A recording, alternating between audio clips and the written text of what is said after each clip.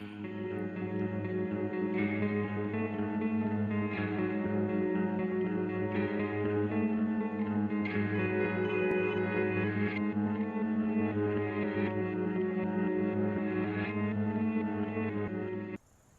can't make you straight. I don't want to make you straight. Gay people are A-okay with me.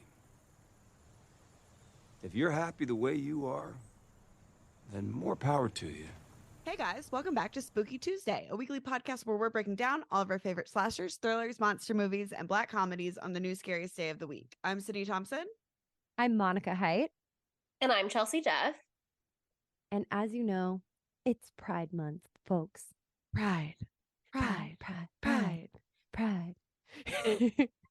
time to celebrate all the things that make us gay as hell, to take pride in the camp shit we do every day. And so we decided to do a movie that has a lot of camp shit in it, but not necessarily in the way you might be thinking. But maybe a little in the way you're thinking. A little bit in the way that you might be thinking. We also are doing a movie that, you know, what do gay people like to do? Sometimes they like to argue, and a lot of people have been arguing about this movie. It's very fucking contentious.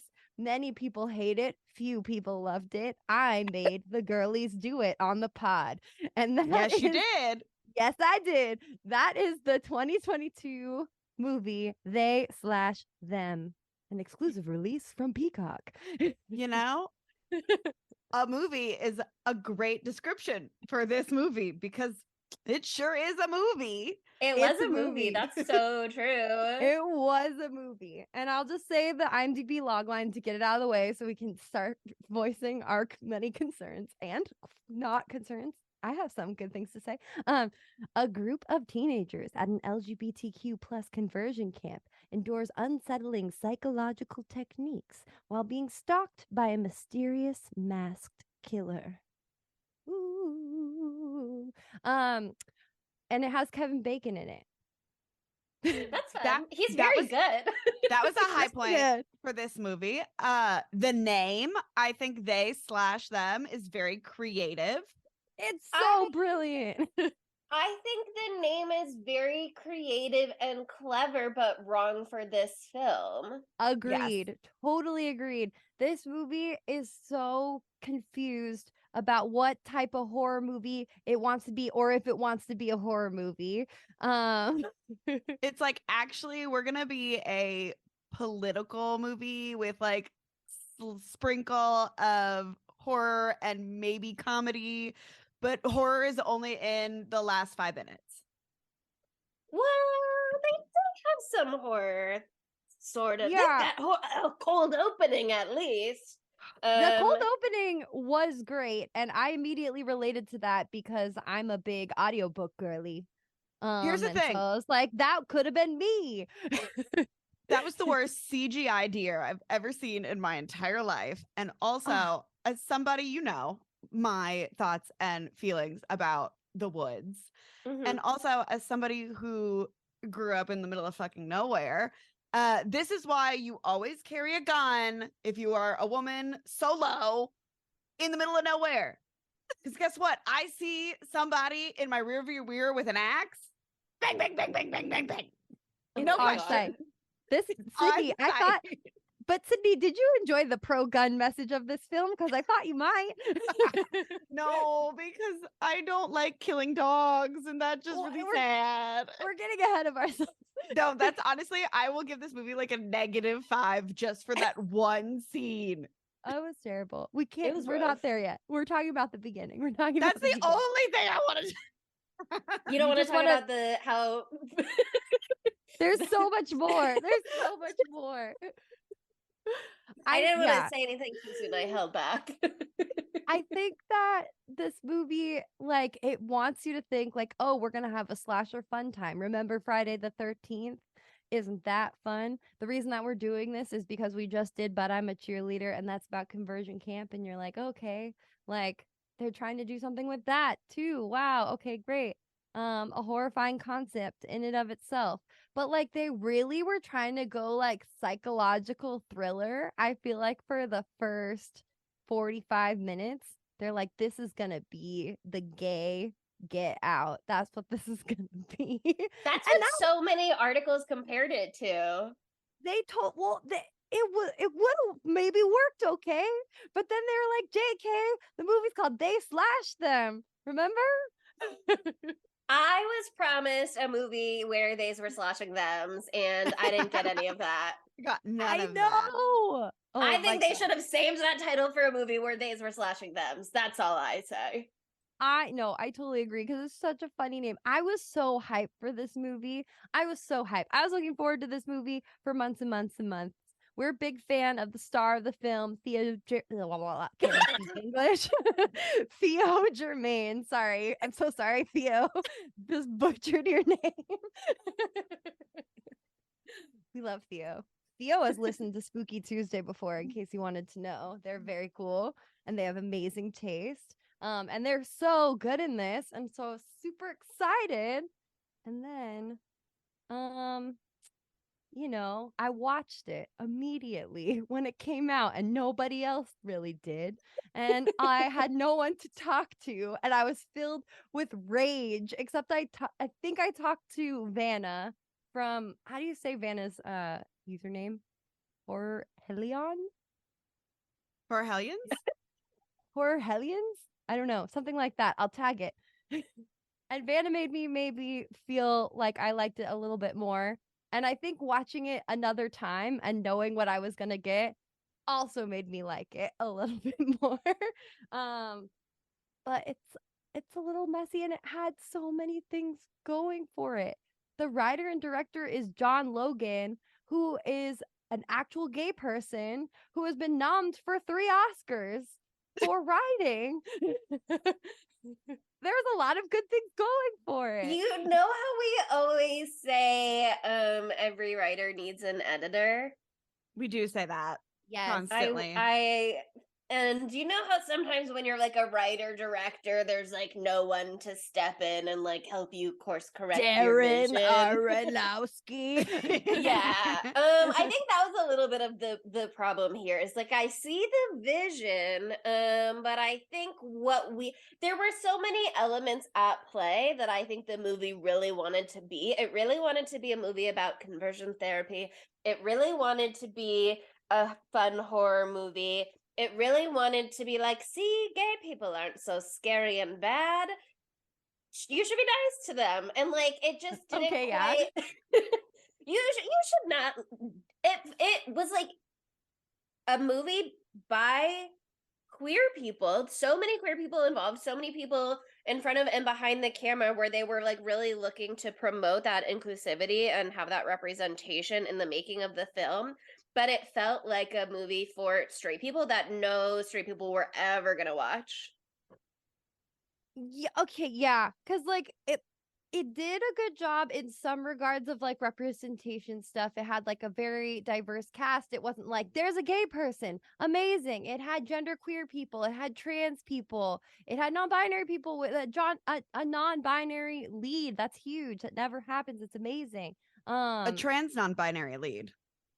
Yeah, trans non-binary lead. Like it just it did have good representation in that case, and then some of it was like very like empowering, I guess. I don't know, I mean, I wasn't so moved by anything, but it was not like, it was nice, like that, like Alexandra was like, be who you are, even though it's hard to fight to be who you are.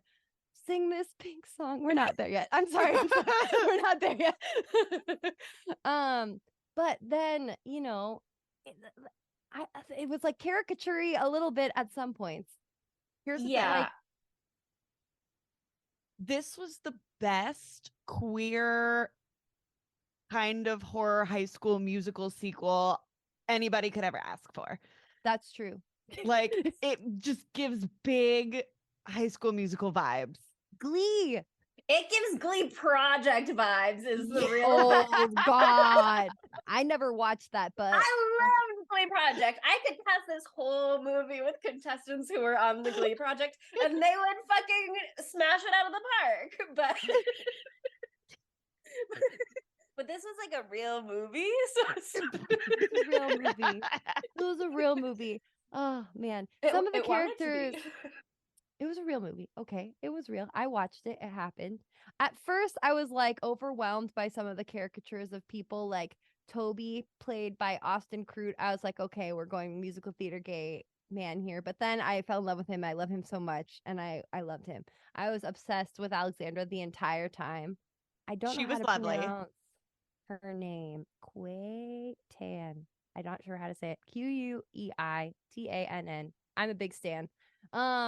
And then Veronica, at first, I was so pissed off with Veronica because I was like, is this the bisexual representation I'm going to have? Right? Veronica- Where she's like, I hate myself. And I'm like, oh, I'm okay. disgusting. I'm a fucking freak because I'm bisexual. I was like, okay, like we're getting way less hate. I can say that. We're getting way less hate than the average gay person.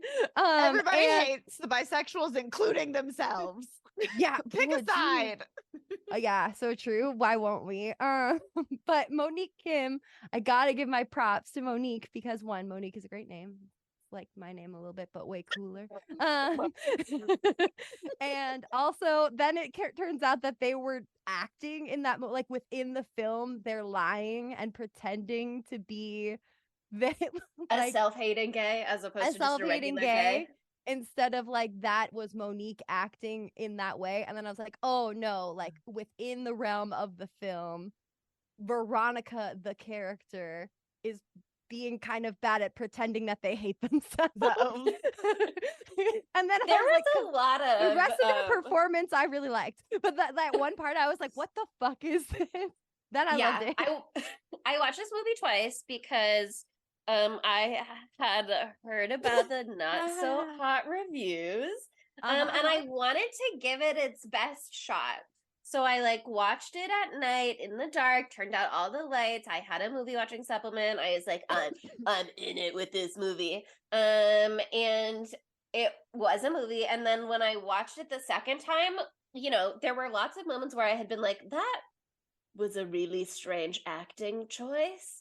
And then some of those really strange acting choices on a second watch, I was like, oh, that character is acting. So maybe that's what was going on there. Like, not to say another spoiler, but there's another character amongst the queers is a real queer, but is there is like a honeypot trap for Gabriel. the other for the other campers.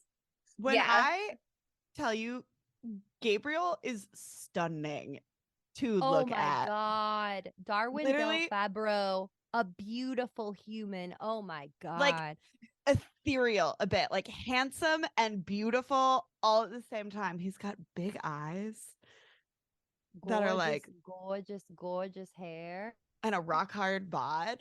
Yeah, he is so fucking beautiful. And also, I agree with you, Chelsea. I was like, what the fuck? During little like his little like we're in the circle and we're talking about how we hate ourselves. He was like, they say blow me fag. And I was like, oh my God. He's saying fag so many times, literally. And the fact that he was a plant. I know. He went in there going hot like that.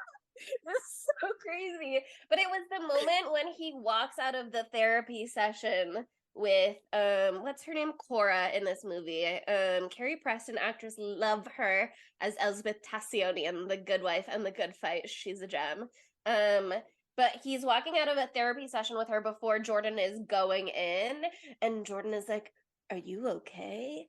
And Gabriel doesn't answer. He just kind of like looks away and then walks out of the room. And I was like, well, I guess if he was being dramatic on purpose to be like, I'm so changed by my session and I'm just like you and doing regular sessions just like you and not eating cookies from the cookie jar. Like, I'm just like you. Oh yeah. my God.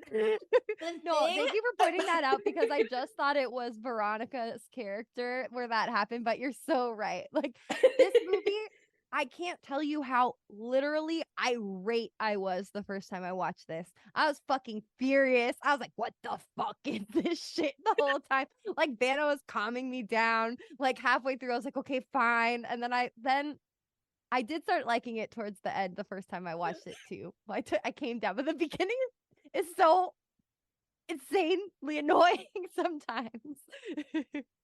There are so many lines that make me feel like disbelieving that a gay person wrote this script a little bit, because they seem so like stereotypically queer, sassy kind of stuff sometimes. And maybe it's just Yes. because one article was like, it seems like a script for young people written by someone who is not young. So maybe that's it. But I'm gonna say- there are so many lines that I just like, squawked or cackled because I was like, I can't believe that this was a real line of dialogue in this movie in this way. When Okay. Toby's like, bitch, right after. Or Kevin sl- Bacon's like, Kevin Bacon's like, I love Sondheim or whatever. And he's like, bitch. And I'm like, You know, yeah. okay. But honestly, this made me, I was having like bodies flashbacks with the, No.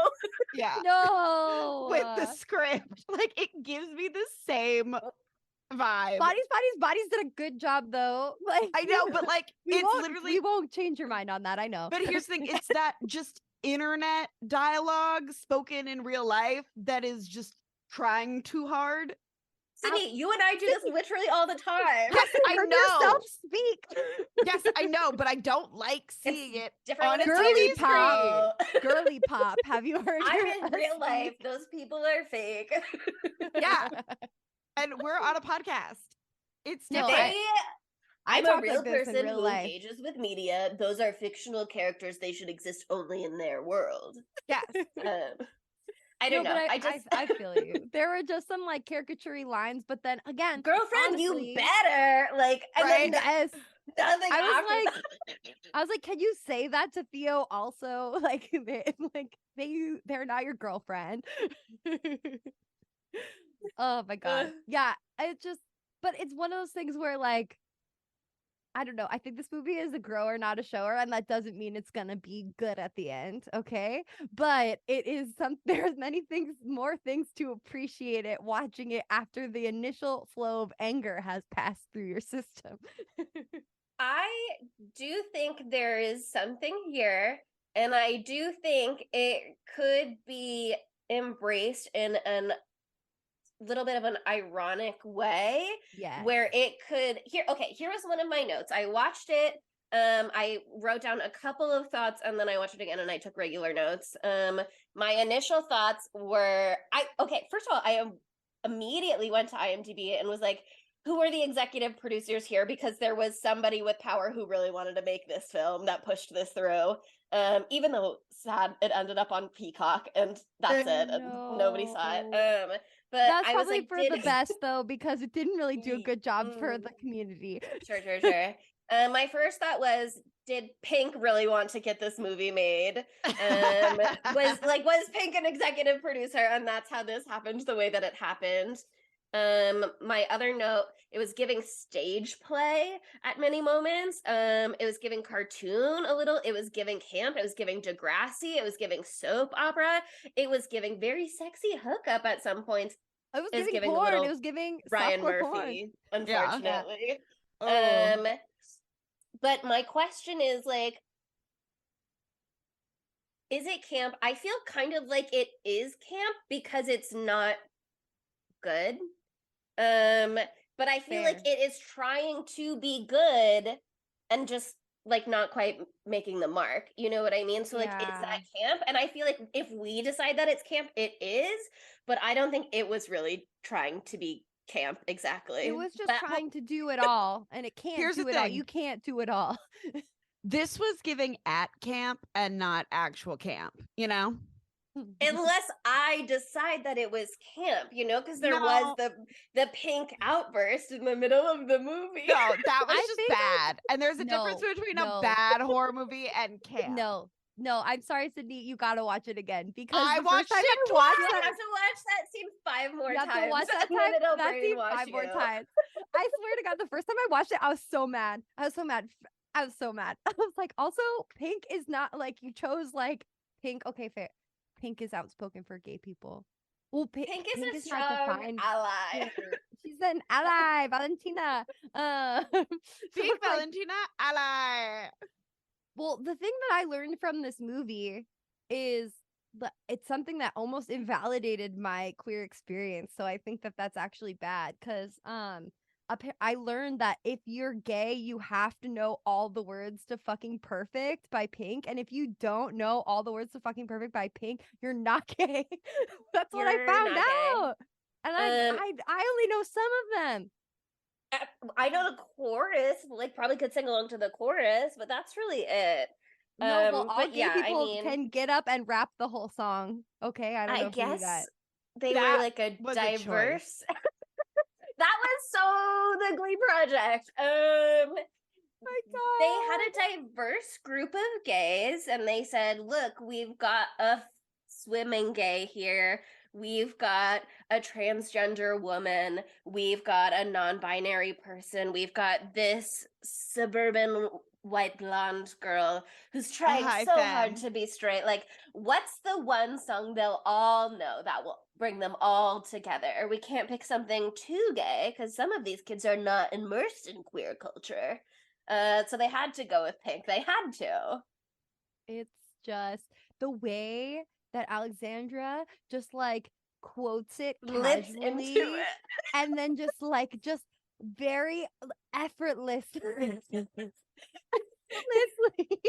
I'm like choking. Just starts singing it. And then feels like, you know what? Sorry, I keep saying their real name. Jordan's like, you know what? I'm not sad anymore after having my whole life eviscerated by the fucking terrifying therapist. I am going to sing this song and everything will be better. And it's true. These are healing words. It's like a spell. You're fucking magical. perfect. Have you considered that? Maybe that'll change your life if I sing it to you. Pretty, please. And then Veronica jumping up to do the solo. That was unreal. One thing that this scene really did kind of make me notice is so like we get a lot of diversity, but they are all traditionally attractive and very skinny, and there is one plus size like background character who gets no name and like no nothing, and it's like she's just like at one point like I think you see her twice. It's getting off the bus, and then you see her when Kevin Bacon is like staring off from the distance, and they're all dancing in the hut singing Perfect, and she's just like, she looks so mean in that part. She's so scary at that part. Yeah, no, I felt so bad for her, and that was like, well, I read that in a lot of the articles I read about this, the criticism of like thinifying trying to be so queer inclusive, people, but having missing a very that limited big view. That's a very limited view of what inclusive is. And there's this great article, I'll link it in the references. I haven't read it yet, but it was just about how there's been all these great gay, well, okay, sorry, it was referenced in the article I was already reading. I was like, I should read that, but it's about gay rom-coms, and I don't have time to read the gay rom-com article. I'm reading the they/them articles right now. But it was like talking about how there's been all these great gay rom-coms coming out recently, like Happiest Season and Love, Simon, and all that, and they're all these super thin, traditionally attractive queer people, and so it's just like, that's cool, but that's not the whole picture again. So what's the same thing that they do in all the movies, you know? You can't have everything and everyone and blah blah blah blah blah.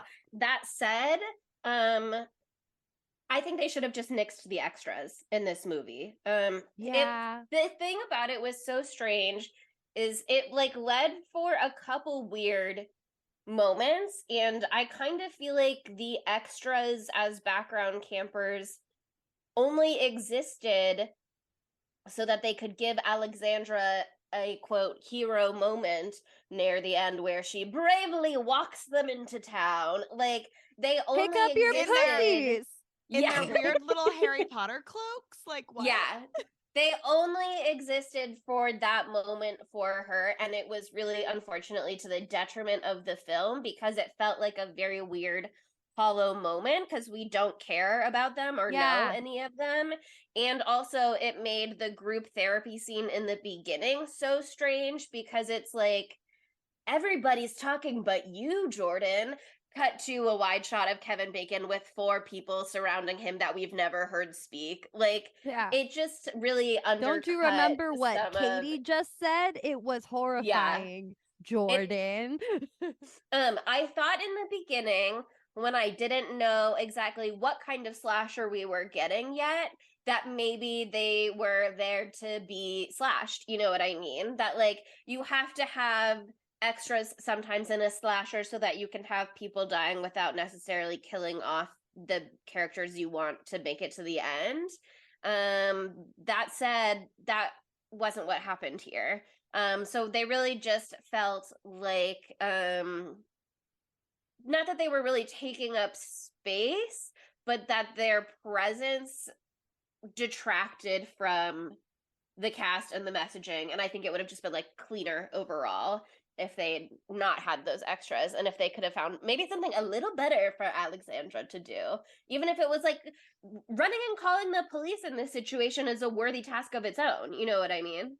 Yeah, I mean the whole end of this movie completely falls apart. But yeah, like I agree with you. Like that would have been a great way to have some people fucking die. The thing I was really worried about going into this movie was that it was going to be like a torture porn gay people style version Yeah. of a movie, like of a slasher. So it's like it's going to be all these cute queers whom I love, and then they're going to get picked off one by one, and I'm going to be sad because they've been through so much already. But instead they were like, they've been through so much already. We will protect them till the end and none of them will die, which I can respect in a way, but also then like you don't give a shit about what's happening anymore. And it's not a slasher anymore. But it is in a way too, because they do kill off all of the camp staff. It was just it just got so confused.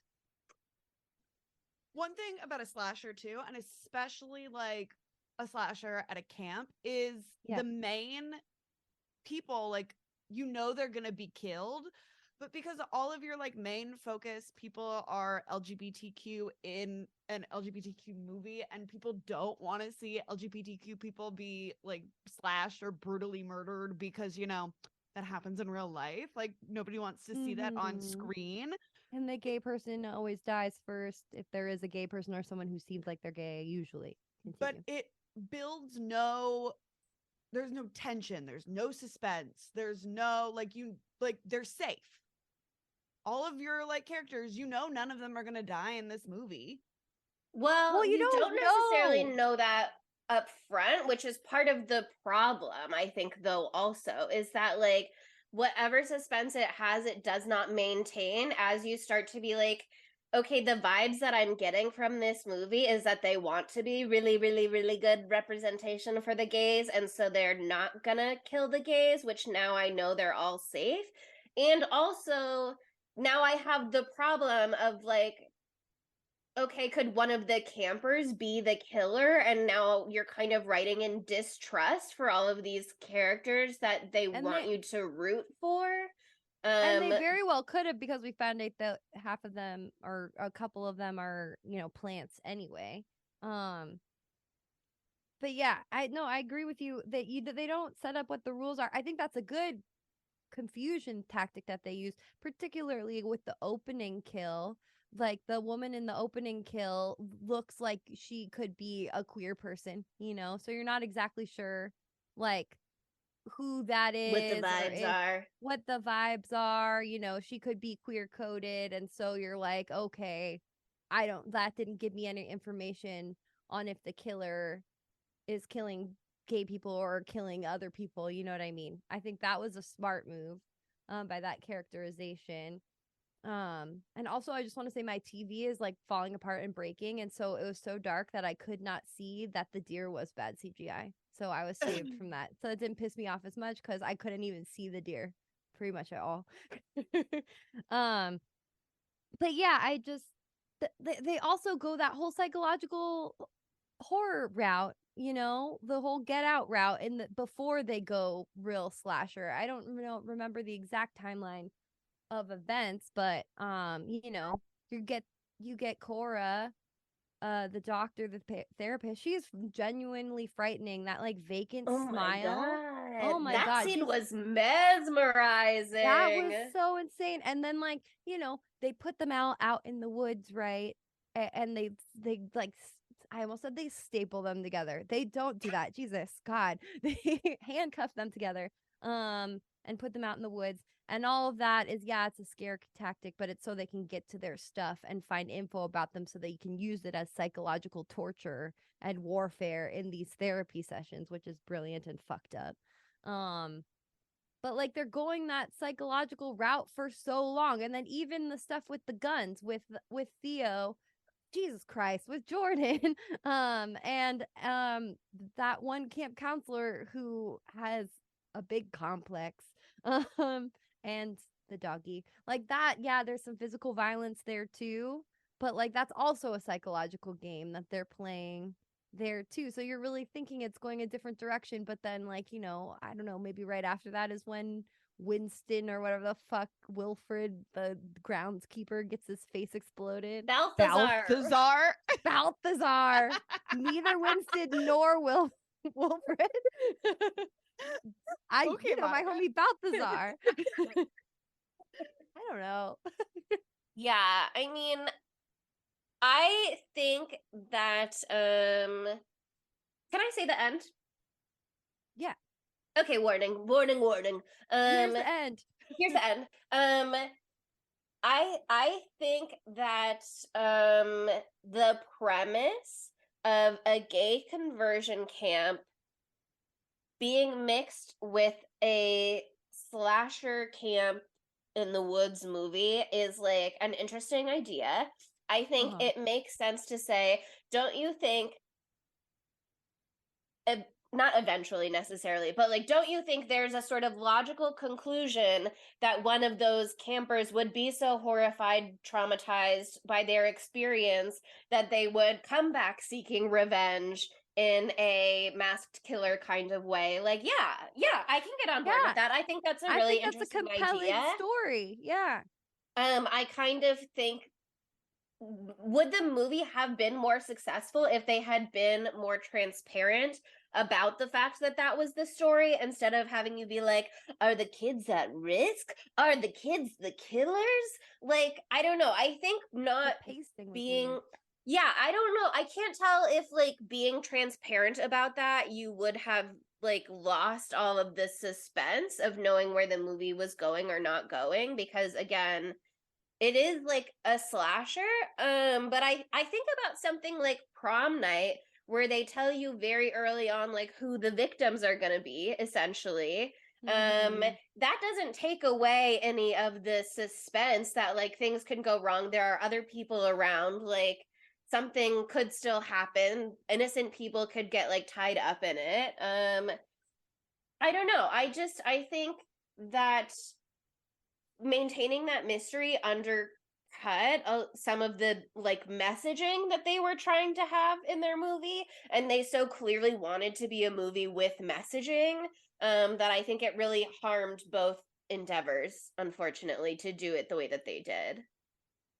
Yeah. Oh God. Also, this movie just kind of bats you around. Like, okay, I mean, let's talk about the dog parts first, because we brought it up. The dog part fucking was terrible.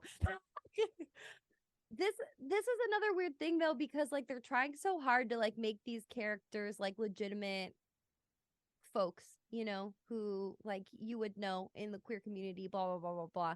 But they fall into a lot of tropes. Like it's crazy. It's like so amazing that like Jordan is a final person. We get a final person instead of a final girl or a final boy or whatever. But here's the thing too. We don't get a final person. We get like a final group. That's true. It's true. But they're like trying to make like they Jordan are all in that this person together, baby. Like, I agree. You're right. Which makes sense though, again, because if it is like a scorned camper coming back for revenge, of course the other campers are not going to be their targets. Those aren't the people that they're trying to get revenge on. But I but again, yeah. Sorry, Talk about you the go. dog. No. I was just saying, like, in this part, like they've kind of set Jordan apart as this like The person, killer of the group. the killer of the group. Who's yeah, my killer? But they're also like playing with these weird like gender trope things, right? Because they're like, this is what men do. Men shoot the gun and they impregnate the women and blah women blah make blah blah pies. blah. And then like Theo is outside of the binary, and also Jordan is outside of the binary, and they're the best marksmen in the whole group. And Mark's person. Mark's person. I'm so sorry. You're right. The best Mark's person in the group, but the camp counselor like cannot handle that. And like they make Jordan out to be this like super capable, really good at all this stuff, level-headed, blah blah blah blah. And I am still learning about tropes, but this is like a classic like Mary/Gary Sue scenario. That's what they're putting Jordan into. And so it's like they're trying so hard to be this other type of movie. This movie is trying so hard to be this like special thing, but they're falling into the classic tropes, and then I don't know. It's just they're trying to do too many things, and they fell prey to the classic things as well. It both wanted to have Jordan as the hero and be an ensemble film. And again, in trying to achieve both of those goals, it didn't quite fully achieve either. Yeah. And like, of course, who can blame them for wanting to center Jordan in this movie, because they're really good at acting comparatively also to other people in the movie, but like, and they're really compelling in a lot of points of this movie, so I get that. And they're the star, they are, besides Kevin Bacon. But yeah, they're just, again, they're confusing what they want it to be, an ensemble movie or a movie about a certain person. I think in terms of acting, Kevin Bacon was very good in Mesmerizing. Carrie Yes. Preston, very good in Mesmerizing. The girl who played Kim, what's her name? Anna Lore. Her scene on the docks. First of all, I loved the whole dock scene in general, and I want to talk about it a lot. Yes. But that scene was really well played.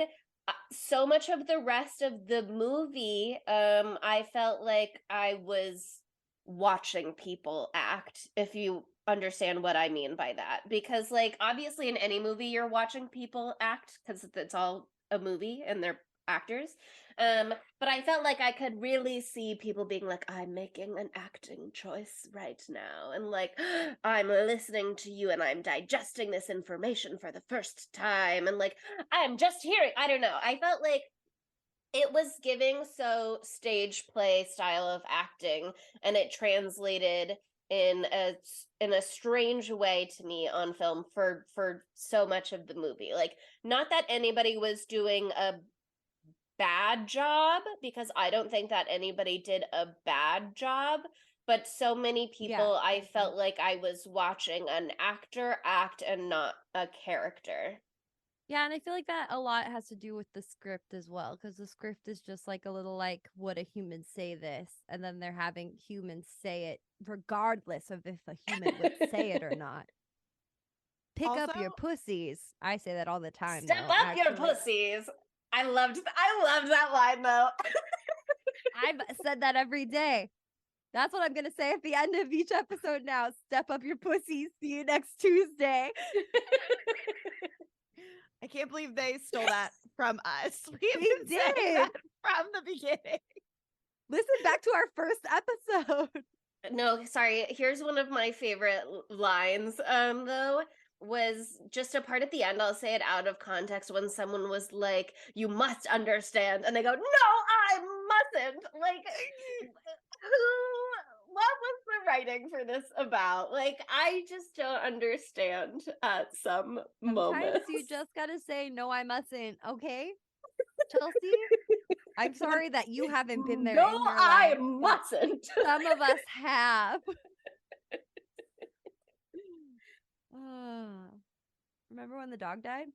Oh God, I can't talk about it. My poor baby The Duke. way they had Gabriel try to sprinkle in some lore for that early, being like, that dog looks sick. My dog walked like that when it was sick. But don't worry, I've got a mini dachshund now. It's like, okay. Yes. That part, watching it again, I was like, Gabriel, you little fucking plant. Oh my God. It's so obvious now. You're saying like way too many things. They also like were showing everyone shoot the gun, and then they panned past old Duke right afterwards, and it's like, foreshadowing. I did keep thinking, it is very bold of Kevin Bacon to be giving all of these children who presumably hate him firearms, with live ammo in it. We did get a scene finally after Jordan puts poor sick old Duke out of his misery so that Kevin Bacon stops torturing Toby. And by the way, Toby's anguished scream after that, it was both like, what an acting choice, but also I was like, okay, but you know what? I believe it. I think you would be fully anguished after being in such a position.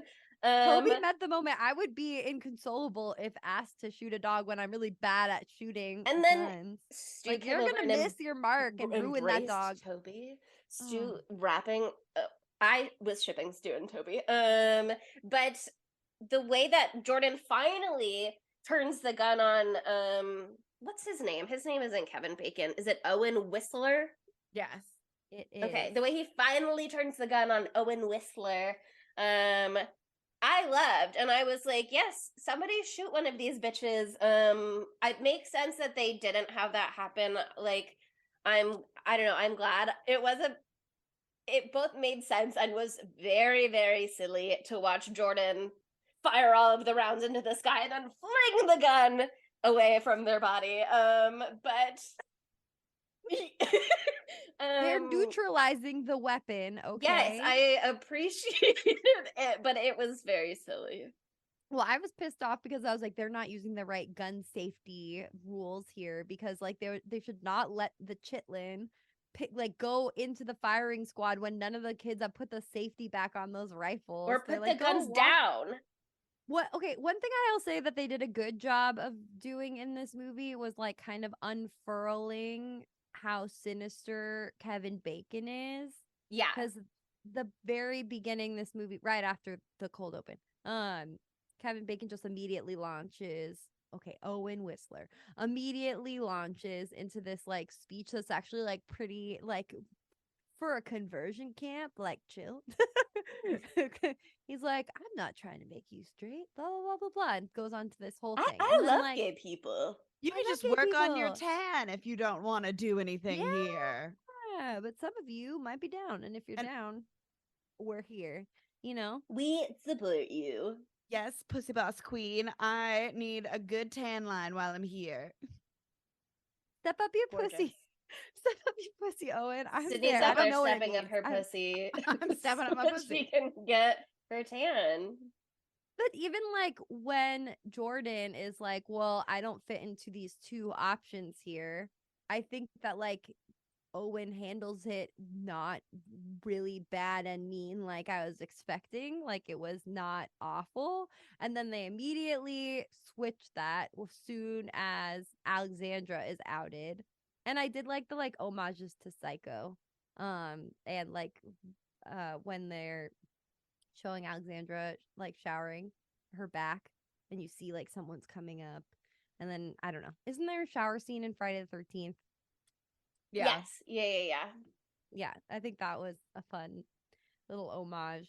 But then like, yeah, they show that, okay, yes, they're actually terrible about trans people and misgendering them. So then that comes out slowly, and then you see him angry at their gay joy, as he stares on sinisterly as they sing Pink to their hearts delights.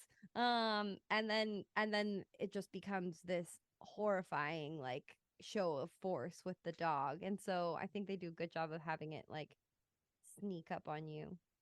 Yeah, no, I agree. I think that part is well put together. Like, his speech is very compelling, and I think it probably would be even with the less skilled actor, but Kevin Bacon so absolutely nails that scene. Oh, yeah. And does such an incredible job with it. And I I'm glad think, it's him.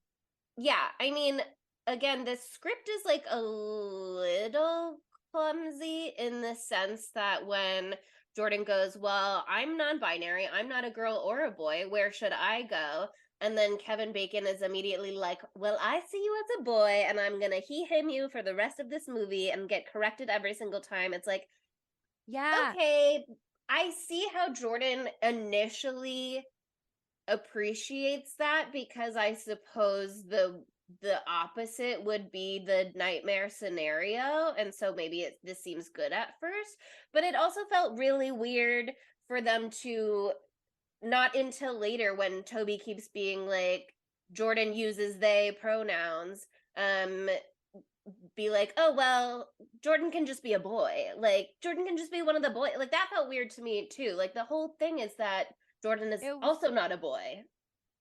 yeah, that was, yeah, that's like their ham-fisted way of being like, see, we're giving you what you want, but that is not what Jordan wants. Jordan is non-binary, you know?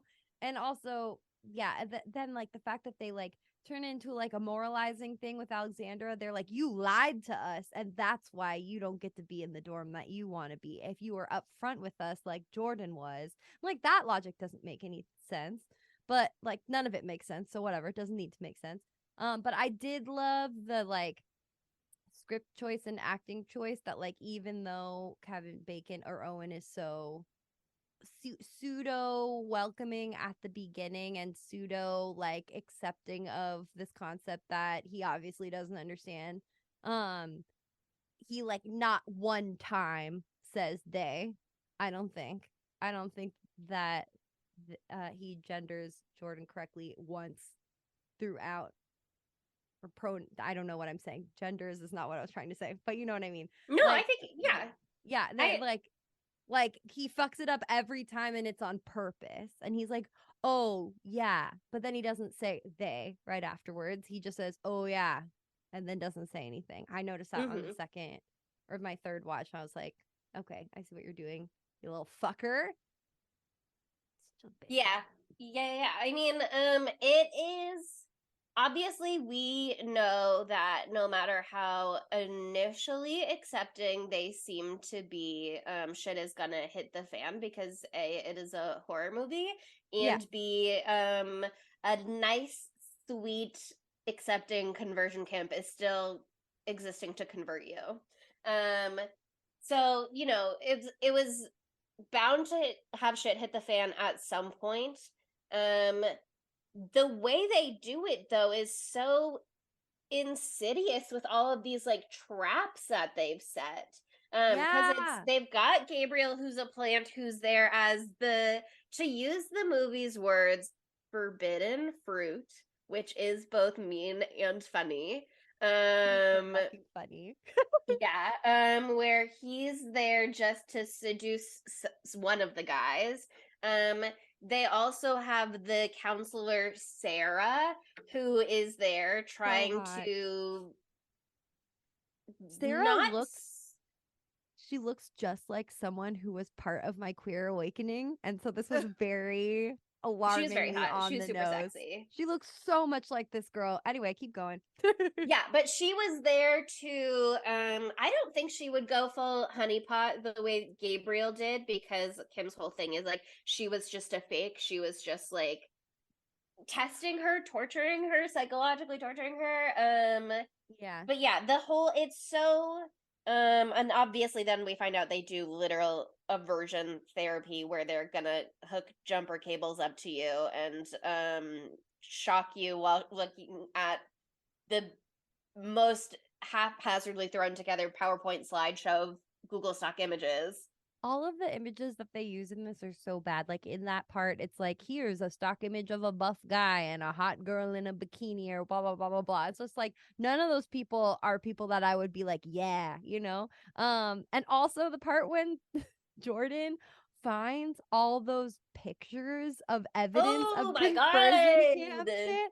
Okay, one, a lot of them were horrifying. Two, why would they have so many pictures of kids with like their heads in their hands looking sad? Like, did you notice Just like that? loose in the file folder too. Yeah. And it was so like, I see what the movie was trying to do, and I recognize that the movie knew that I could make the leap to be like, this is evidence of abuse at this camp. But like, realistically, without knowing, I mean, I like, obviously they know as an audience member I am somebody who watches movies and can make connections, but it was so weirdly done where Jordan is immediately like, did you know about this? And it's like, did Anna Chlumsky know that there is a file folder of photos of sad children? Like, And she hasn't even B, seen like, the pictures yes. yet. She's like 5 feet away from you, so And like, probably doesn't it's know not, what you're talking about. I get that it is supposed to be evidence of abuse at the camp. It is so not clear from the photos alone what they are supposed to be photos of, why they were documented, why they are in this file folder, why they are being preserved. It's just so the movie is like, you know what this is because we're acting like it is such an obvious thing to the characters that if you were confused what you were looking at, actually that's your problem because That's this is on you, obvious to anybody honey. with eyes at first glance. Yeah, and I guess they hint at it at some points too. I don't know, again, the timeline of events, but Molly like goes into the torture room. You know, the torture room. At every camp, Of there's course, a torture room. room. I was watching this with James, Poor and James. they showed just part of it. He missed like all the good kills. He got up for the bathroom every time someone died. So he missed all of it. Just saw the weird stuff. But they like turned the camera to the torture cabin, and I looked at it, and it's so like overtly ominous, like so much. I looked at James and I was like, I wonder what goes on in there. Like, it's so on the nose. It's so funny. Perfectly boarded up windows. Oh God. But yeah, I mean, I think that it's super fucked up that this is the part of the movie where it gets like whiplashy because they're giving you like these like super fucking steamy, like steamiest thing I've seen in a like movie in a long time, sex scenes, and then immediately like torture like right afterwards. But I do really appreciate the hot gay sex that we got in this movie. That was a positive. Yeah, I mean, the whole dock scene between Kim and Veronica was incredible. Not just because Kim's monologue was like incredible. First of all, that was the thing about this movie too. There's 1 million monologues. But that Love aside, a monologue. I do love a monologue. I do feel like if you're going to an audition after watching this movie, you've got a lot of material here that you could use. But she does her monologue and it is like very well performed. And then you have this like emotional moment of connection between them where Kim is like, Sarah was a fake or whatever her name was. Sarah was a fake, just like me. I'm a fake. And then Veronica has to be like, actually, I've also been lying. But I can use that lie to tell you that like I don't want to be cured, and like you don't have to want to be cured, and like we can just be here together. I'm sorry I lied. And then they have this like moment of rest where Kim is just like, I keep expecting Jason Voorhees to come out of these woods. That shit was so fucking funny. So funny. And then Veronica goes, who? And then Kim just like makes out with her, and then Veronica eats her pussy immediately out of public on the dock. Fresh air around. I thought it was That's great. how it should be. Perfectly put together. No notes on that scene. To get your pussy ate in nature is so freeing. That sounds wonderful. But ideal. 10 out of 10. To have the space for that, to have the time to do it during conversion camp, you know? There were so many. I mean, the we talked time about for this during But I'm a Cheerleader as well. There are so many setups at this conversion camp where it's like you're running a gay dating machine. Like you're asking them all to pair off with their bestie to spend the night together out in the woods. No supervision, doing whatever they want, cover of darkness. You're having them in communal showers together. You're having them make friendship bracelets for each other. The friendship bracelet scene between Kim and Veronica, I also loved. I shipped them so much. It was like them and Stu and Toby. I was like fully on board for those ships. Stu and Toby, the jock, and Toby, who goes like, he's practically my fiance at this point. Oh yeah. I Loved loved that them. line. And then Veronica and Kim, I was really on board for both of those ships. Oh, sorry. I thought you were saying a third ship had entered the tent, and I was like, who? No, I don't think I had a third one. Yeah, no, me neither. What was his name? And Sarah, who's the guy? Zane and Sarah. Their little gay for gay relationship. Love that little sex I don't think she is gay, but that confused me at first view on that scene as well. I think she is. Yeah. She is. Okay, no, that's what they're doing. They're both looking. That they're doing is they both pick their favorite camper, and they're looking at pictures of them on their cell phones.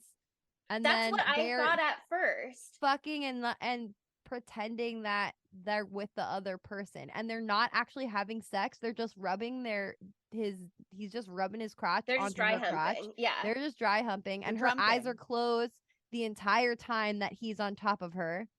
But here's the thing. Is Kim says she was fake, like she wasn't really trying to seduce me. And if you actually look really carefully, and I only caught this on the second view, she's the one looking at pictures at Stu. He's looking at Kim on, like, his hand has the Kim phone.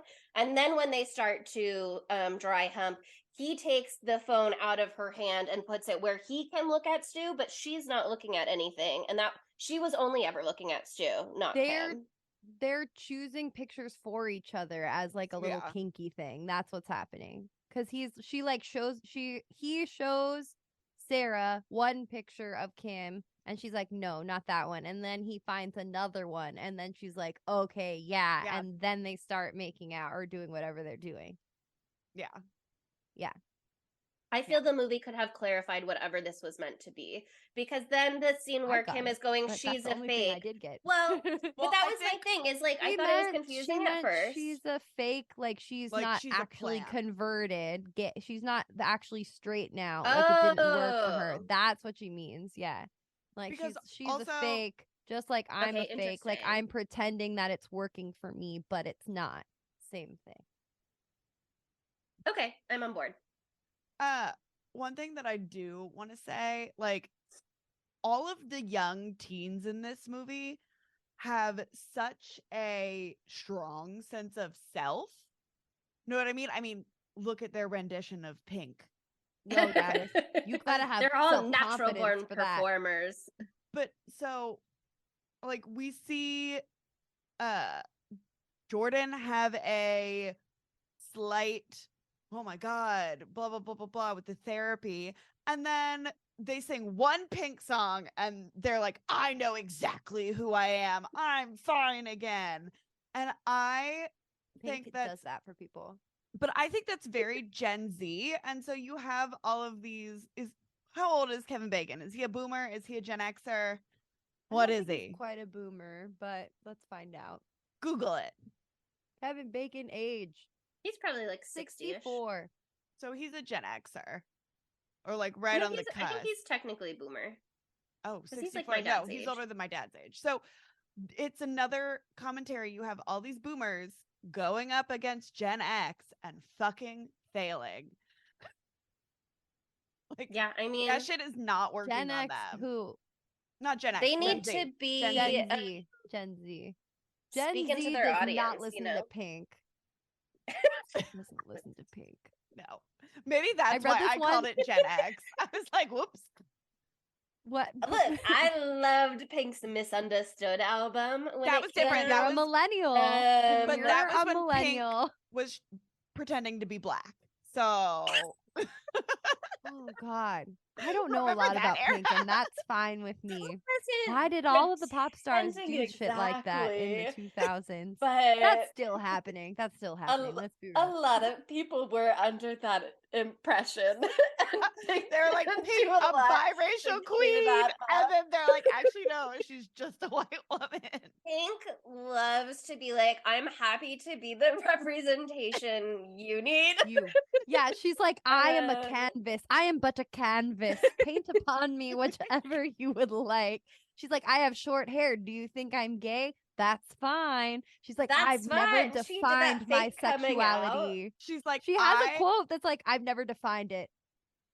She's like, I have short hair and do acrobats on during my thing. She does. She like twirls all around and She sings. had that gay award ceremony moment, whatever it was, where she went, I'm gay. Actually, I'm not. And I'm be like, don't you remember that? No, I don't. I hate to hear it. I hate hearing about it, actually. He was like This is making giving some sort of point, but it was like very not gracefully done. just the sound bite. I'm gay. Actually, I'm not. This is giving Vin Diesel never revealing his ethnicity vibes. He's like, I will be whatever you want me to be. And he is. He's everything. He is the world. King. But yeah, this I don't even know what we're talking about to get to this point. We were talking about the Bacon pink is a scene. boomer, the pink scene, the girl Sarah's gay. The hookup between Stu and Gabriel was fascinating, beautiful until it wasn't, obviously. Yeah, it was hot. Stu was fucking ready. He's a little dusty. He's a fucking athlete, the way that he was pulling that all off, standing up in the middle. No supports all around, just no like lube, just oh going my for god. it. Yeah. And the first time I watched it, I was like, how is this going so smoothly? How is Gabriel ready for this in this moment? I mean, obviously people have sex all kinds of ways. People do anal impromptu sometimes. Could but never be me. Anyway, and then when I rewatched it, I was like, well, he did have time to prep in whatever way he felt he would need to, because this was a trap. So I guess fair enough. He was able to douche. Yeah, I mean, Seduce. you know. Oh my god. Douche before seduce. Horrible. Hated it. Thank you, Sydney. Thank you so much. I do love though when Stu's like, you look like a woman, and Gabriel's like, no, I don't. It's like, don't be an idiot. That happens, and then almost immediately after, just with like a little titty play in between, Gabriel leaps into his arms, and then they like furiously make out. That was awesome. I was like, I want to leap. I want to take the leap.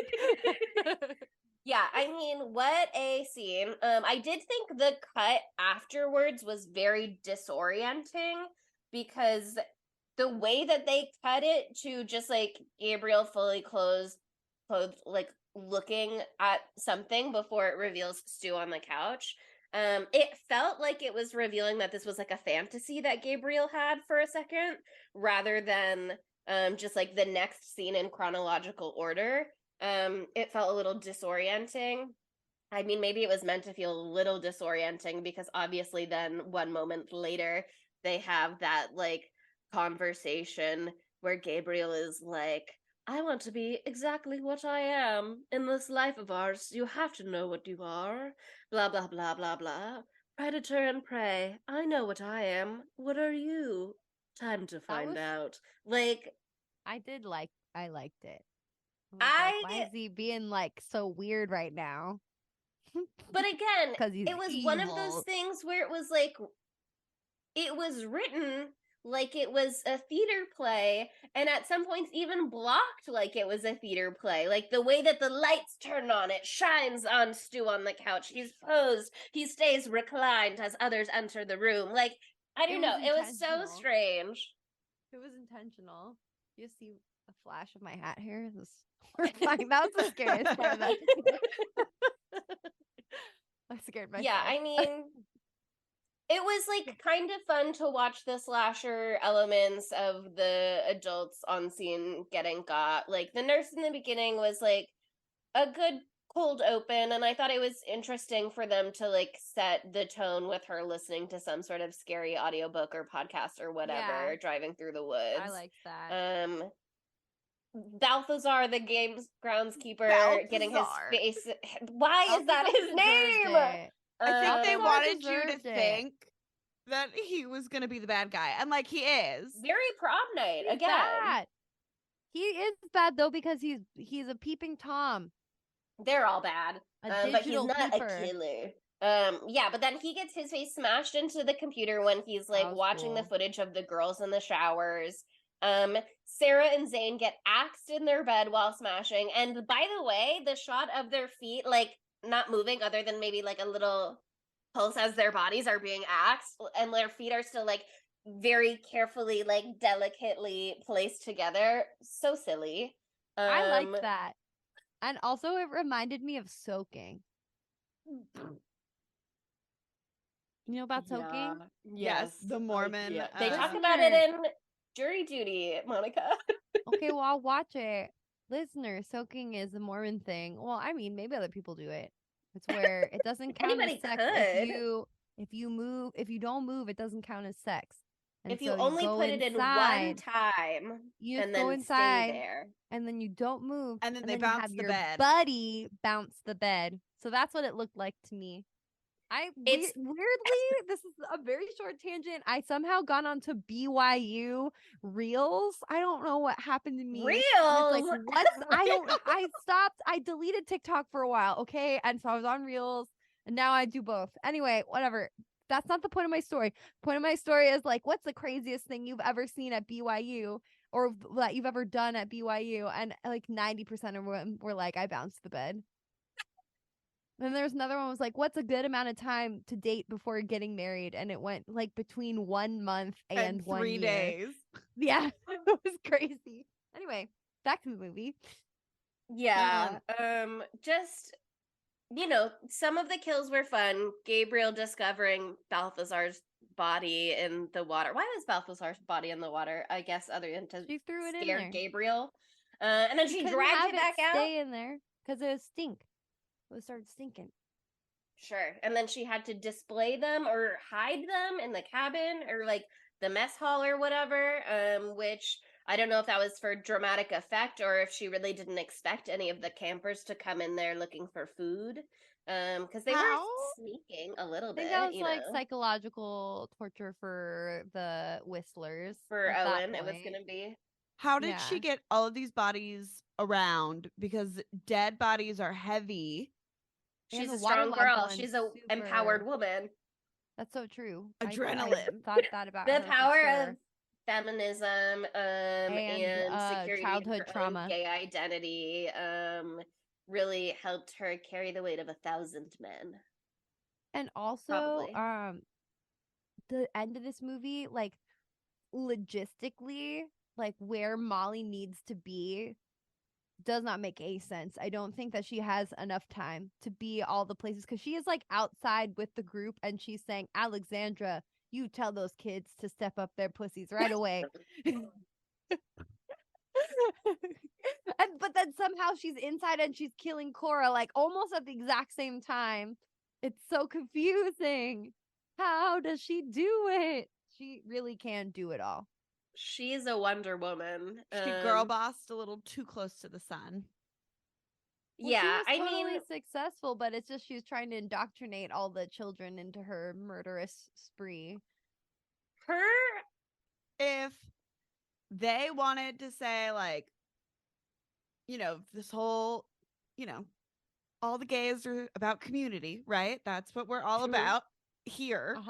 You know, they should look at this murder and realize, you know what? You've been through some really fucked up shit. Let's hide this body and then lie and be like, don't worry, girl, I got your back, instead of throwing her to the cops. That is one of the big criticisms of this movie that I saw. Not exactly that, but just the way they handled the end and like Jordan's characters like moralizing what Molly was doing, like kind of took the wind out of a lot of people's sails, apparently. I felt like Jordan is going looking for the rifles or whatever, and ends up in the closet with Cora's body during the final confrontation between Molly, whose name isn't Molly, it's Angie, and Owen Whistler. Which what? Is a reference to Angela from Sleepaway Camp. Oh, there definitely was, Sleepaway Camp influence for sure. That movie is fucked. That's fun. Well, I don't think you could escape that in the sense of like you're doing a trans sleepaway camp slasher. You know what I mean? Like they had to, and especially now that it's beloved in its way. Whatever. They have this final confrontation where Angie is like doing her big speech to Owen Whistler. And it's like, that's what you do to people, to children. You hollow them out. And I appreciated that when Jordan got involved after Kevin Bacon was choking Angie out, they to some degree were like, okay, I'm not going to kill anybody, but also I'm kind of not going to stop you from doing whatever you gotta do. I appreciated that, but they undercut that by then being like, I don't need to be saved, and like, I'm strong enough to not do that. I don't know. Here was my issue also.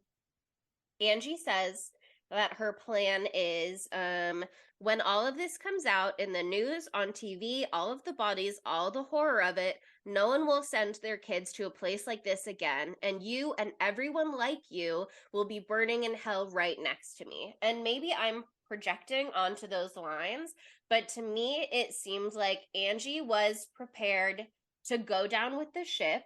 Angie said, I'm okay getting caught as long as I'm taking you down, and as long as the news story that goes around is this camp is so horrible, these sorts of places are so terrible that inevitably at every single one of them, someone's going to come back and be a craved killer and murder everybody. And even if you need your kid to be straight or whatever, you're going to be too afraid to send them to a camp like this because it's gonna turn your kid into a killer, or someone's gonna come and to me, her point was the violence that these camps beget is going to be so terrifying that all the camps are gonna close. Not that she's gonna go through systematically and kill every single conversion camp owner. I felt like she really undercut her own message when she started to be like, Jordan, think of all the work we could do together. Well, I don't think she necessarily means that all of the kids are going to become murderers. I think she wanted to be the spooky story to parents. No, people don't know that the conversion camps are torturing people, literally, physically. You know what I mean? Like with burning them with electrodes or whatever, So I think that's part of what she's trying to reveal when she says, like, I'm going to be burning in hell with you. I think she knows that she's going to die someday from doing this, and then she'll be in hell with them because she's killed people. And also, because she is gay, they think that she's going to go to hell anyways. Fair. So, like, if you think that I'm going to hell, like, you're going there right with me for the stuff that you're doing. To me, it just felt very like promising young woman in the sense of like, I am so willing to put my physical body on the line, and I am so willing to risk whatever legal repercussions as long as I can take you down with me, and as long as you get what's coming to you, then whatever happens to me is whatever happens to me. And then it felt very like wiggling out of that at the end, and that to me felt like kind of a weak ending for her instead of like standing by her goal. I can see what you're saying. I'm not sure what her exact intentions were. There was a lot going on. But I love that he got shoved onto the rhino horn. Yeah, that was fun. great. And honestly, penetrating. So like a metaphor. Loved that. Also, at the very beginning, when they were showing all the taxidermy and then they Mhm. showed the rhino, I was like, and a fucking rhino? Like he's going to sub-Saharan Africa and doing that type of hunting? Okay. But yeah, what people online were really mad about, and maybe offline, I don't know. People probably talk about this in person. They were really mad. They were like, how dare Jordan's character try to be like, you don't get to have, like, I'm better than you because I'm not getting the revenge, you know? Which isn't necessarily what Jordan was going for, I don't think, but that's how people took it. They're like, I wanted Molly to fucking kill all those bitches because they deserve to die, and I wanted them to die, and that would be my fun revenge movie. And I'm like, okay, but it was so not that movie the whole rest of the whole earlier part of the movie. I totally get that. I get that argument for sure. But it's just like it wasn't really giving you that in the first place, you know? So it didn't feel like that was being taken away from me in this part. You know, like I don't need Jordan to have murder on their conscience. That's a lot Yeah. for a person. That said, Molly Angie says, I'm trying to save you. And Jordan says, no one needs to save me. And that line felt very sort of like I wrote in my notes, it's so, quote, sorry that someone needed to save you, but actually I'm built different. I'm not like any other person, okay? I'm not like I'm not like the other people. gays getting traumatized at gay conversion camp. I'm actually fine. So I'm gonna go now. Yeah. It's just this movie, man. This movie. It was trying to do 40 things and it didn't do like any of them except Any it of was them. gay. It did pink. It did pink. It did pink. It did pink. It did pink. I can say that Okay. confidently. Are we ready for segments? Oh no. Well, no, because I need to talk about the very, very ending where they're all Okay. outside of the cabin and like Molly Angie's being taken away. It is so unbelievably ridiculous, silly. Again, at first I was like, is Alexandra ever coming back? Are we ever gonna see her again? Or did she just march off? And then it was like, oh, she's right here. But they're like, what's your future looking like, Kim? And she's like, I guess Veronica and I are gonna find out together. And then Alexander's like, what about you, Jordan? What about your future? And Jordan's like, I'm gonna get emancipated.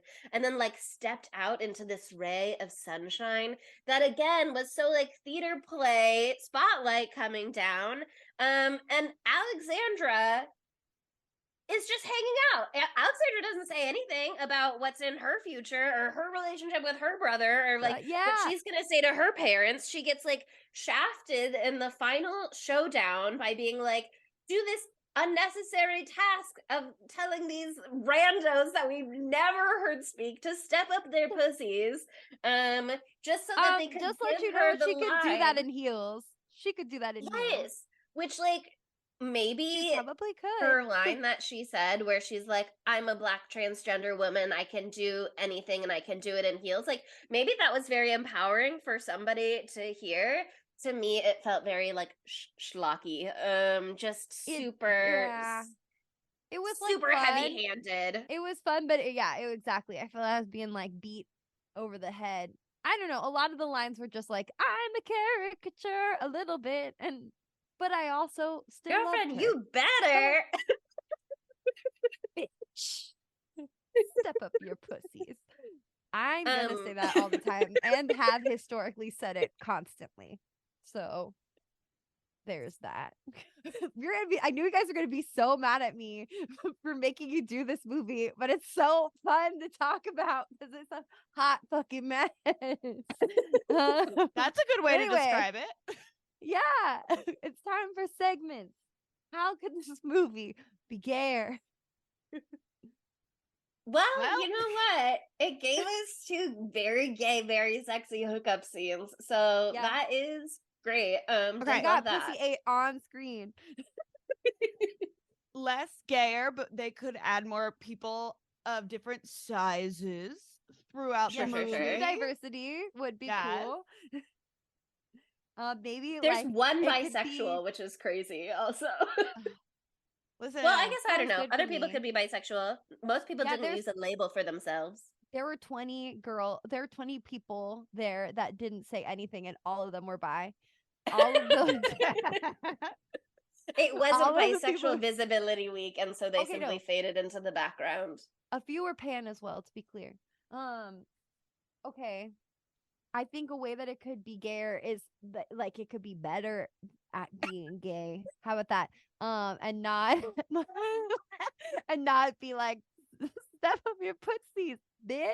No, I love Step Up Your Pussies. You cannot take I Step love Up Your it. Pussies from I me. love it, but have step up your pussies, but then have them say some things that are less like this is a cartoon character of a trans woman. This is a cartoon character of a theater loving gay man. Like, I don't know. Yeah. But I did love those parts. I love That's Step Up Your camp. Pussies, and I'm always gonna love Step Up Your Pussies.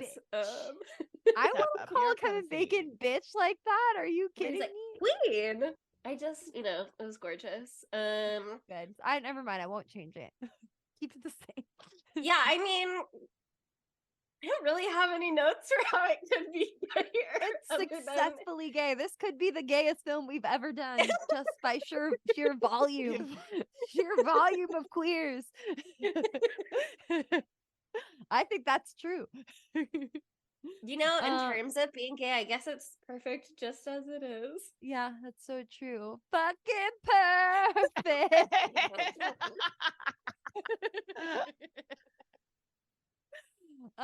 Okay. Where would Matthew Lillard fit into this film? He should be Balthazar.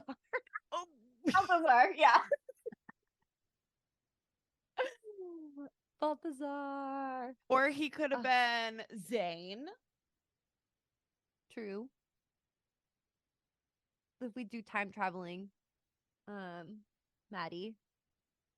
Well, if we do I wouldn't time traveling, Maddie, I want him to be Stu. Oh, yeah. Do as do. Yeah. Yeah, well, yeah. There's Stu. so many reasons Stu why. 2. Stu 2. Stu 2. Yeah. The sequel. Stu 2. He'd be a great Stu 2.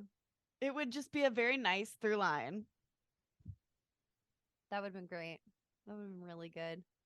I really like him as Balthazar. That's for adult Matthew Lilley. I know. I'm just saying. I'm just also saying. Make him a little grimy, and then he says nothing the entire time. I love it. I'm content with that. I'm gonna say something very controversial, but I would let him be a peeping Tom.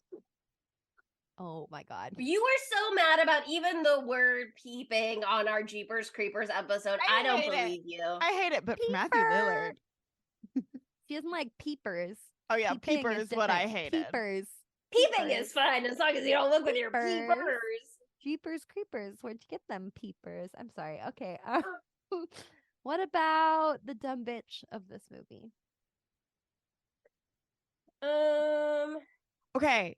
I know Kevin Bacon is like the obvious choice, but I think it's Yeah. his wife, the therapist, because like Okay. that's some devious shit. But she's so good at it. I know. She would destroy my self-confidence in 3 minutes. She would When make she me completely lose my sense of self. Yeah, I mean, I watched the movie with subtitles on.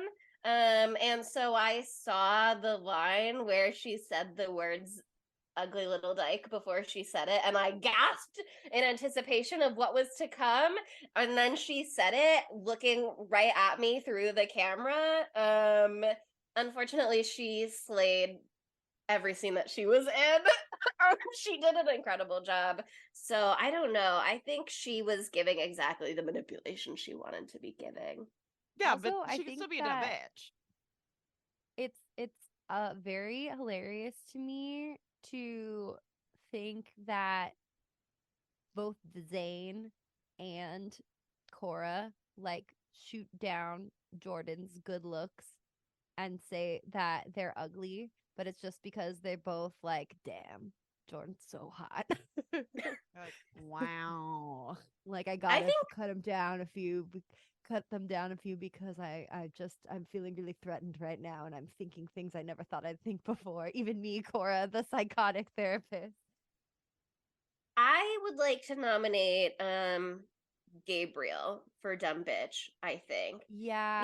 Because like I want to nominate Zayn also, and Zayn is terrible, but again, Zayn and Angie are kind of the opposite of each other in terms of really traumatized by their experiences at this camp, and but went in opposite directions with that. Where Angie was like, I must shut these camps down, and Zayn was like, this happened to me, and so I have to justify that actually this was the right thing to have happen, maybe. Hurt people, Um, hurt people. But Gabriel So is just there, presumably on the payroll to fuck for fun and eat cookies. And I Gabriel's don't soulless. know. Yeah, I don't Gabriel's know how like- Gabriel is getting away with this, but I do feel like eventually Gabriel is going to discover that they hate him too.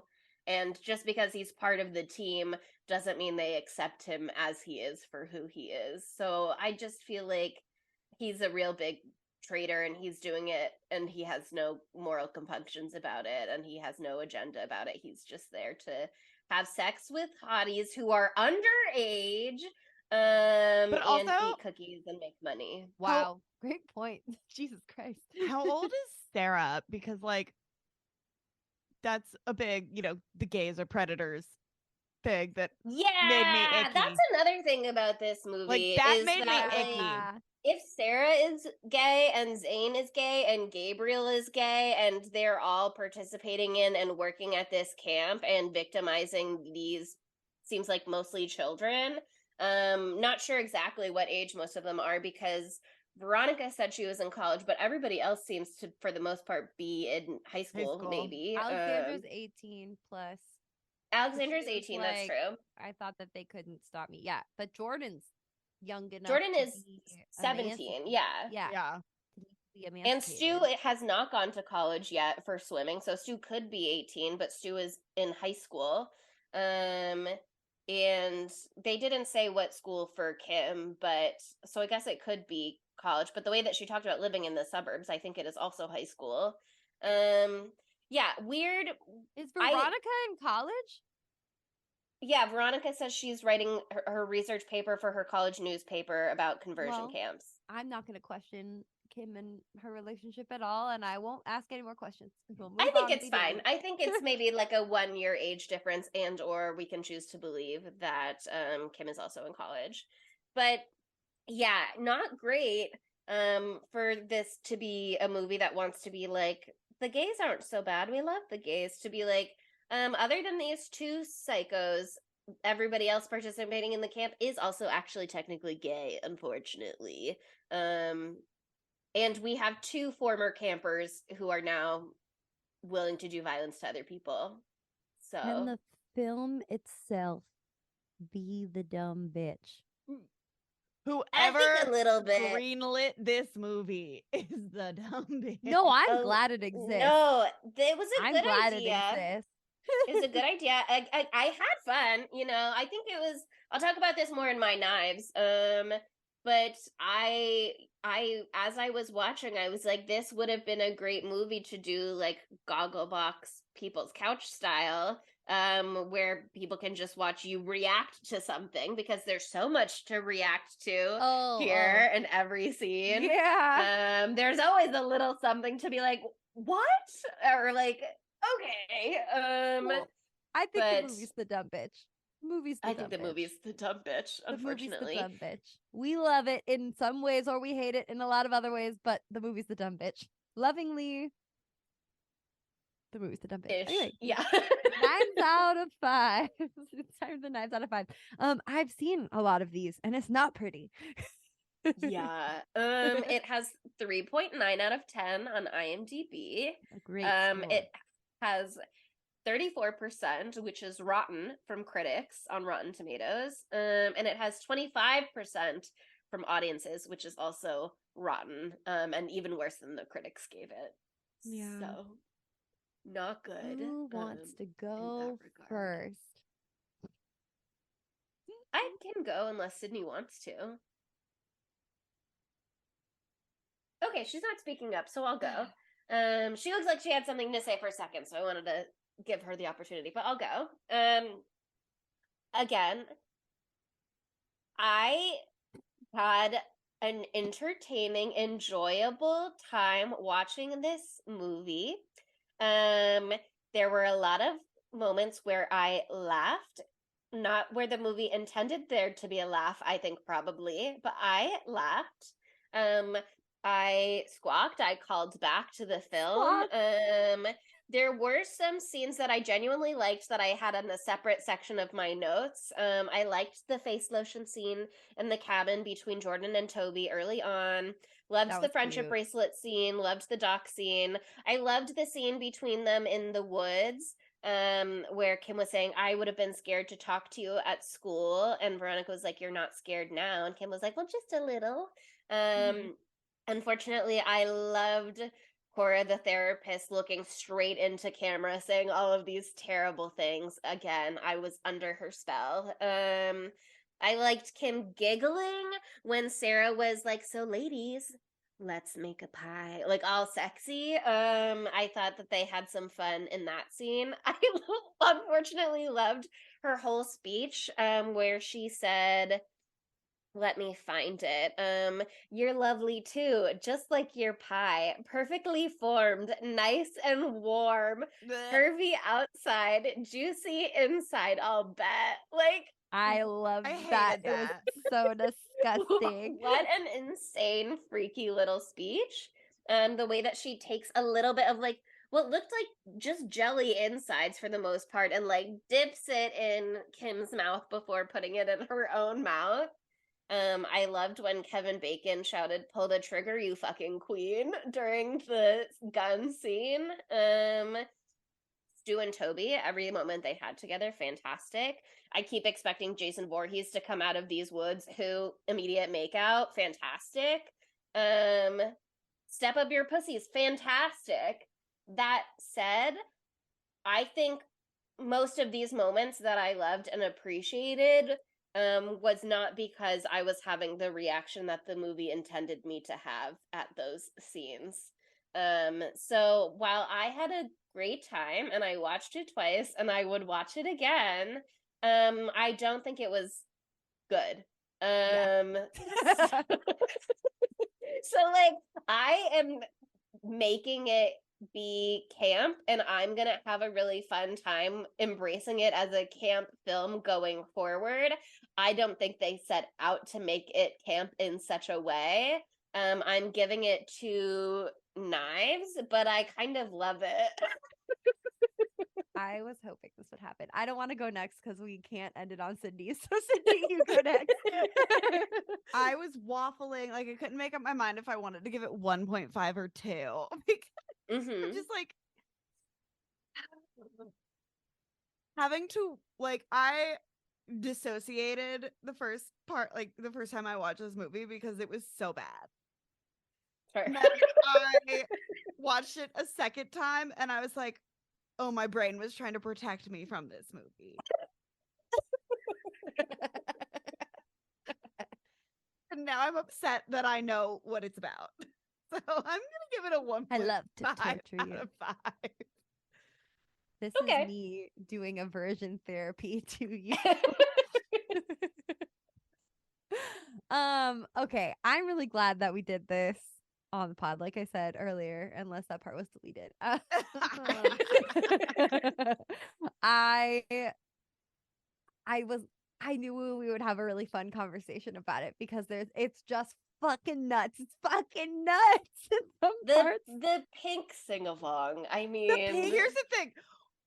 I texted y'all, but I didn't realize that was a part of the movie the first time I watched it. You were blacked out. I was literally completely- dissociated. When I tell you That's- what a surprise didn't register. that I was like, Wow. are you fucking kidding me? Why is there a pig sign? I was so bad. Okay, yeah. Well, I feel like with this movie, for me, I've gone through all of the cycles of grief or whatever with it because I've gone through the anger stage. I can't tell you how irate I was last summer. So irate that I remember it. And you know how I am with memories.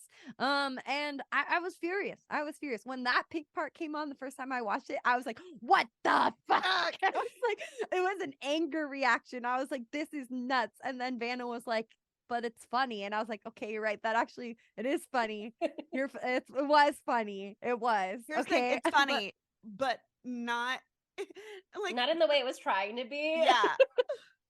Is this my review? I'm sorry. No. No, but I Hey, just think damn, I red feel lips. like that was like the fucking like turning point of the movie. Like the beginning is like kind of upsetting and weird, and you're like, what the fuck's going on? Everyone's being misgendered and it feels bad. And then that happens and it like feels like I'm having more fun and everyone's having a little bit more fun after that. But anyway, it's the movie, it sucks because it has so many good things going for it. I'd love a legitimately gay slasher. That would be so fun to have a legitimately gay slasher instead of just hella subtext. You know, we've had like you can count on a couple of people's hands how many like canonically gay films that we've had in this genre, you know, and so the hopes were so high for this one, especially because as we all know, this is half of the reason we do Spooky Tuesday. Like gay people fucking love horror, and so to like actually have it represent a bigger amount of the community, you know, would have been awesome, but they didn't really do a very good job, and that's too bad. But I'm so glad that it exists. I had an amazing time after watching it 3 times. And it's just it did its darndest. It did what it could, and I hope in 5 years' time we can reuse the name and have a slasher where they do slash them, and we can all have a nice time. And I also hope maybe in 20 years they nail the Get Out version of Conversion Camp when we're a little further away from it. Maybe they could really do that because there are 2 really good ideas here and neither of them happen. Anyway, so I'm going to give it a 2 as well. And that's they slash them. Lots of promise. If you go into it thinking it's gonna be bad, I think you could have a really great time. Yeah, it's not going to If be you good. go in thinking it's gonna be good, you're gonna have a really bad time. You're gonna have a fucking awful time. Oh my god. Okay, so next week we're doing a movie that none of us have seen. So maybe it will be bad also. But I don't think so. I've gotten recommendations from this movie from y'all, from the listeners. Okay, so we respect your opinion, We're and so trusting we you. are trusting you fucking blindly. Don't lead us astray. Don't We are lead us in your astray. hands. Yeah, our lives are in your hands. Our reputation is in your hands. But this sounded gay as fuck and romantic because it's French. Sorry, that's a cool stereotype though, to that France is romantic. So I think it's okay. But this is the 2018 film called Knife Plus Heart. The original title is way cooler, but if I said it out loud, it would offend people. But basically, what the Because of your gist of it. pronunciation or because of what the name is? Oh, but I don't know how to speak French, and I'm looking Oh, at these words, okay. and I have one of them is like, you know, the Cocteau twins or whatever, however you say that. One of the words is that one. That's all I can tell you. Okay. But yeah, it's set in Paris. It's about a woman named Anne. She's the producer of a cheap gay porno. Immediately gay. Yay! Gay porno. She's gay. Yay! There's some Yay, of go that. gay! Yeah. And then also people start fucking dying on the set of the gay porno, or so I hear. And that's all we know. Allegedly. Allegedly. But okay, the whole soundtrack is by M83. Love M83. I'm So I excited. think it's gonna be like vibey. It's gonna be atmospheric. It's gonna be French for sure. It's in French. So For sure, French. for sure French. So yeah, we're excited. We'll experience it all together as a family. How nice for Pride. Wow, what happens if we have 2 movies back to back that we just absolutely hate? I'm ready. I did not absolutely hate this. As long as last I movie. don't have a bad time. Yeah, I mean, I can think a movie is bad and have a great time, which is what happened here. Exactly. Or I can think a movie is bad and have a bad time and have a yell really for 2 terrible hours, time. like with Yeah. Mother. And then we can just be haters, which we do love to do. Yeah, maybe we'll have another The Hills Have Eyes episode where we're just mad, all of us together for a long time. And that is one of our most popular episodes, actually. People love to hear us be angry. Together. Maybe we channeled a notion that everybody was sharing. Yeah. Huzzah. Maybe so many Totally. people love it, they came to us for the alternate take. They're like, wow, these contrarians. Anyway. You know, we've been through a lot this episode, particularly Sydney. She had to watch the movie. Why not write her a 5-star review on our Apple podcast and say, sorry about that, Sydney. Say, Thanks for "Good watching job. it anyway. Good Good job. Sydney. Here's a gold star. I need it. Good job for not saying super mean things to Monica for making you watch this film. They could also leave their favorite Pink song in, a review, maybe. They could dedicate a Pink song to us, burst into song a little bit.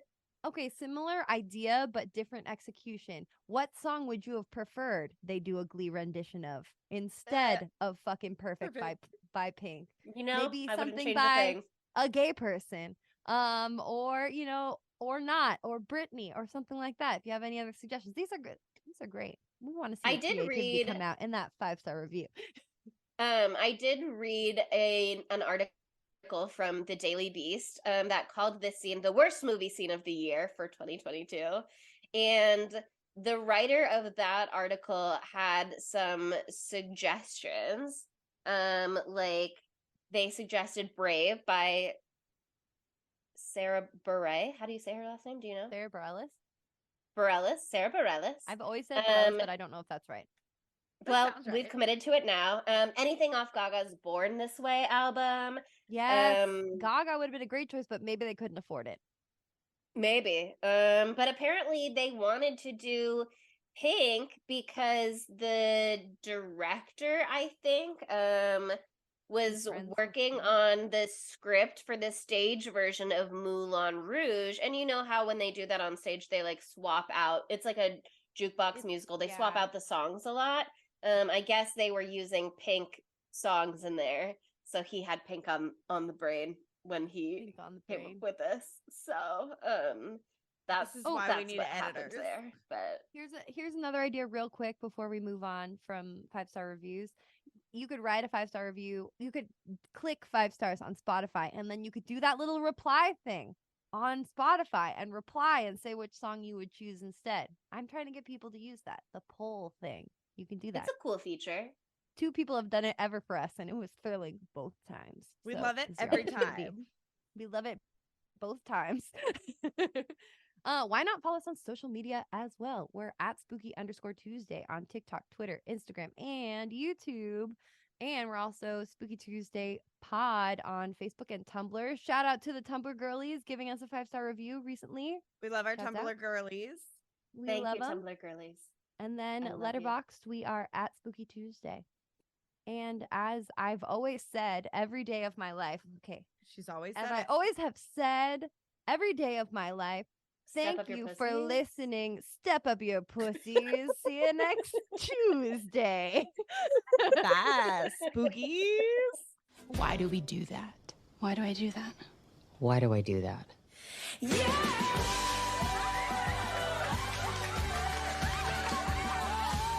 Spooky Tuesday was created by Monica Haidt, Sydney Thompson, and Chelsea Duff, and edited by Sydney Thompson.